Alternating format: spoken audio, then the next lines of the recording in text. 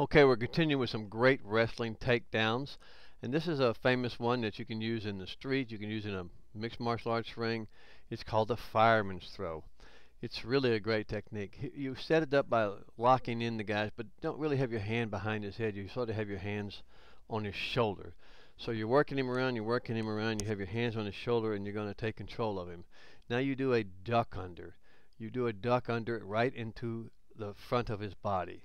So we're going to duck under it towards his left side. So we're going to duck under towards his left side. When we duck under, my left hand reaches down between his legs and reaches inside and grabs his left knee. At the same time, my right hand continues to hold him right above the elbow. So he's actually bent over us because we've yanked him forward when we ducked in. You have to yank him forward to make the duck in work good, and then reach inside deep. And from there, you're going to position yourself. You want to have one leg up and one leg down. So you're going to pick him up and you're going to dump him on the ground. You're really not going to stand him up. It's called a fireman's carry or fireman's throw because the fireman will carry someone out of a building like this, but we don't want to carry him, we just want to dump him. So what we're going to do from there is just simply dump him over our right shoulder. So we're going to pick him up by bending down. We're shooting down. We go into one leg, not two legs. If we go on two legs, we lose all our balance. And you notice we have our back foot back at about a 90-degree angle, so he can't push us over. So now we have him completely secured there. Now we're going to dump him to the ground. You can throw him hard or soft. In a wrestling match, you can't really slam him on the ground. In an MMA match, you can sort of slam him on the ground and get you an advantage that way. But it's a pretty safe technique to do. And the guy just needs to do a forward roll so he doesn't get hurt when he lands. But when you land, if you're in wrestling, you're going to land right in a good pinning position, or you're going to land in a good side mount position to do a good ground and pound. Now I want you to notice how he's landing to have the most control. He still has his left leg on the ground flat so he can push off against it, and his right leg is pushing straight into the guy's body. So his left leg is flat on the ground for balance and coordination, and his right leg is pushing into the guy's body. At the same time, he's lifting up on the arm, which puts that one shoulder down, and that'll pin him. So that would be a pin in the wrestling from there, or from the MMA. If he got a good side mount from there, he could easily trap the right arm, go over and do an arm bar. Or if it's in the street from there, you can just lock him into a headlock and pound him out. So that's the fireman's carry, or the fireman's throw. It's a pretty famous throw in wrestling and in MMA. Now we're going to look at the ankle grab sweep. Now this is a little different than you've seen before. This is a technique that was used a lot by Cal Sanderson, the only undefeated wrestler in the history of the NCAA, 4 years as a champion. And what you're doing here is you're setting him up by sort of leaning him. You're going to fight hands. You're not tying him up. You're not tying him up. You're fighting his hands. So you don't let him get your head, because if you get your head, you can't really do the drop down because he's going to be controlling you a little bit more. You're going to be fighting hands here, and you're going to. It's not an ankle pick, because an ankle pick, I'm going to grab his leg and pick it up in the air and then lock it underneath between my legs and underneath my arm. This is an ankle grab sweep. So I'm going to keep my right arm up on top of his shoulder, so he can't push into me. He can't push into me. Now I've got to get him where his feet are parallel so that he can't sprawl back. I want to catch him before he sprawls back. If he sprawls back, well, then I'm in trouble, because he's going to sprawl out and you can't possibly pick his ankle. So I'm shooting in nice and deep, but I'm not coming in close, and I'm picking his ankle. So I'm going to grab the back of that ankle and I'm going to lift it. Now you're going to lift it straight up and towards you. So you're not going to just try and pull it straight up. You're going to lift it up and in. That way you're taking away his balance. At the same time, I'm going to flip my hand down to the side of his neck. When you lift it up and in, and you flip your hand down to the side of his neck, you can throw him right on his back. Now from here you have some great jiu-jitsu finishes. I got his leg wrapped up right there, so you could easily drop back into him and do an ankle lock or a leg break. You can, in a wrestling match, you've got him in a great position here to do a pin. So I've thrown him on his back, I've got control of his head, and I can go straight into a pin. He has a lot of trouble turning out of it or getting away, because I have his leg locked up and I'm controlling his neck. So this is a great little sweep that you can do on someone. You can pop him down, you can hold him there on the ground, and then you can pound him out in a mixed martial arts match, or you can submit him or pin him in a wrestling match. In the street, you throw him down here like that, and then you would just do some elbows, or you could break his leg. Look, my knee's right there to kick him right in the groin. So you have lots of good techniques here, but we're concentrating on this for wrestling takedowns. So it's real effective little ankle sweep, not an ankle pick. Now this is the famous move my son used during his last year where he never lost a match this entire year. Went on the state, never losing a match. The head snap, and where you're just really snapping that head. A lot of the wrestling rooms have a big dummy that's on springs, and it's really a strong dummy. And you practice your head snapping, and you practice your shooting in with it. But the big thing for the dummy was the head snapping. You want to be able to pull that head down and snap it down so hard it just really hurts the guy.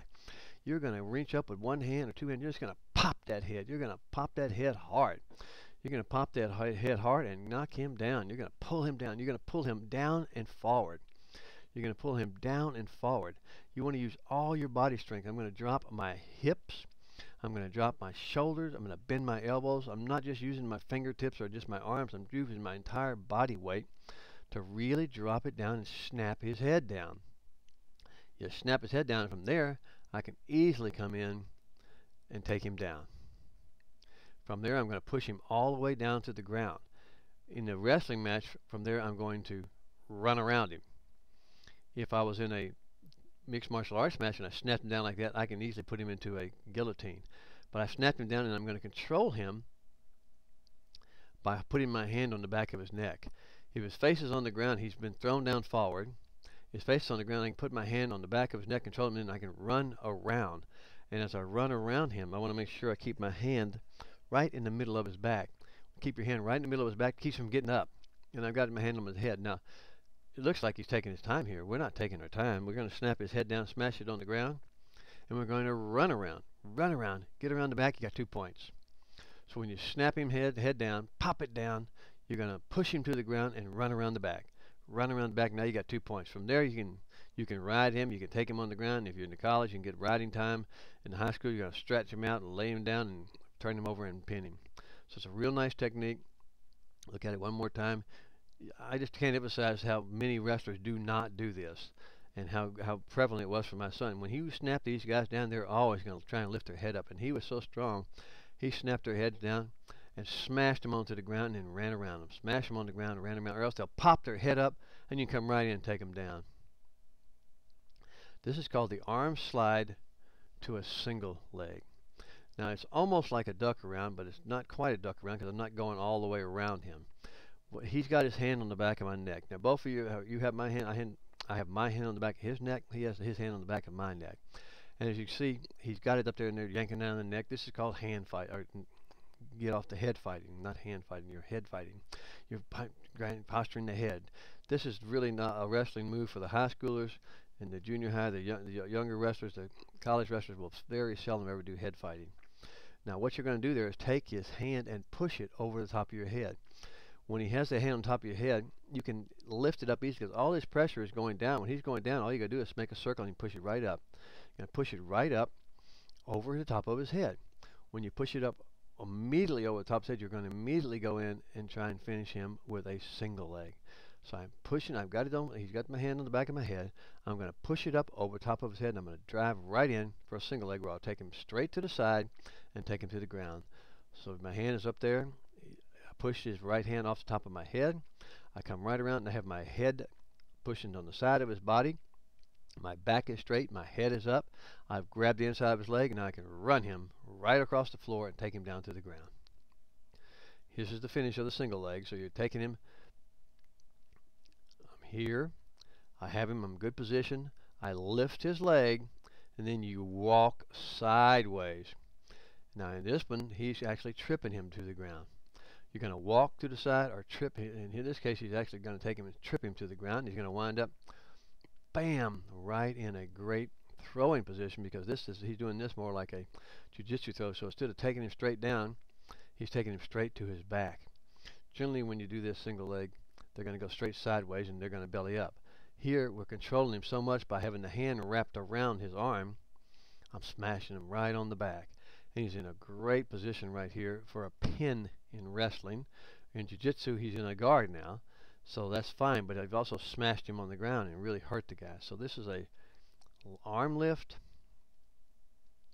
Take a look. It's the arm lift to a single leg. From the single leg, we take him all the way to the ground, and there we can pin him. Now we're going to do the leg ankle lock takedown. When I was traveling across the country back in the 1970s with my book on preventing injuries, I went and worked with the Oklahoma State wrestling team, and there was a vicious guy there named Tommy Chesbro. He was there before Coach Smith. Coach Smith won 4 national championships. Chesbro won about 3 or 4 himself. This is one mean, nasty guy. I was showing him how I could prevent injuries and all that, and he's going, well, we wrestlers don't get injured that much, but I like what you're talking about. I'll give you an endorsement and stuff. But he said, well, I showed him this, and he goes, let me show you what we do for a takedown. And he said, this is a dirty takedown we do, because I told him I did some fighting and stuff, since I was a karate black belt. And he did this thing to me where he locked my ankle and just about dislocated my knee, because he shoots in. You're in a little hand tie there, and you're going to reach down and lock the ankle. You're going to catch the ankle so he can't back up, and then you're going to lock the back of his knee. You're going to hold the back of his knee, and now, as you'll see here, Coach Wright is going to spin around on him and pull the ankle towards him, and he's going to run around the back. What Coach Chesbro did to me was to just go straight back, and it just buckled my knee. He said, it's against the rules you go straight back. If you go straight back, and you'll buckle that knee and just break the guy's leg. That was the first time I realized how vicious a college wrestler was. They could just, I'm going to tell you what, at that time nobody knew jiu-jitsu on the ground except a few people like me. And a college wrestler could have beat the crap out of every karate person in America, no ifs, ands, or buts about it. Because, buddy, they will pick you up and slam you and crush you. But watch what he's done here. He's going to take that ankle, he's going to lock it, he's going to secure the knee, and now he's going to pull the ankle sideways. Now, if you don't let him pull the ankle sideways, he's going to break your knee. But look in the middle picture. I'm going to put my little cursor there. Look in the middle picture. He's grabbed the ankle. Now he's pulled it completely sideways. Over here in this picture, he's pulled it straight across his own body, and he's yanked it. That pushes you to your knees, and he can go right around the back and get his 2 points. But if you do that right, because he's got that leg locked and the knee locked, if you don't come across, he's going to dislocate your knee. So it's a great little technique. If you do it in the street, you can completely break the guy's knee. You could throw him down backwards and hit his head. But in a wrestling match, you're going to come in, drive your hips in there, hit your shoulder into his hips, lock the ankle, lock the knee, and yank that ankle straight across your body, and come around the back, and you have a control for 2 points, for back control. So it's a great little wrestling technique, one that y'all should learn if you're a high school wrestler, because a lot of people haven't seen it. And it doesn't take that much practice to learn to do it good, and it's very effective because you have a tremendous amount of torque going there. Now this is the head club to a double leg. Head clubbing is as close as you can get to fighting in a wrestling ring. And depends what school you're at or what tournament you're at is whether or not they'll let you do it, because you're just taking the back of your hand and clubbing him, just hitting him on the back of the head. And how it differs from punching him, it's not really explained, except that you're not hitting him with your fist, but you're clubbing him with the entire forearm. And you can't really, they would frown upon it if you took it way back. You can't put your arm behind your head and swing it all around in a circle and club him in the back of the head. It has to come from the clubbing where you're coming up from about your shoulder width or where your hand's on the back of his head. You can't just bring your arm around and just hit him in the back of the neck. Obviously, that would knock him out, but do a lot of damage to his neck, and you don't want to do that in a wrestling match. But clubbing is a very effective technique. You come around the back of the head and bam, pop him down. Come around the back of the head and bam, knock him down. Come around the back of the head and bam, knock him down. Man, it hurts. It almost knocks him unconscious. And then you're going to control him from there by pushing down on his head. You push right down his head, and you can come right in and pick him up with a double leg all the way up, trip him, smash him to the ground. So it's a great technique. It's a very powerful technique. But remember, you can't do this in some places because it's going to start a fight. When you hit the guy in the back of the head, they're just going to think you're hitting him. And it's very hard to not hit him. And if you hit him, you get disqualified in a wrestling match, or you lose 2 points, or you can get a warning. 2 warnings, 3 warnings, you're disqualified from the match.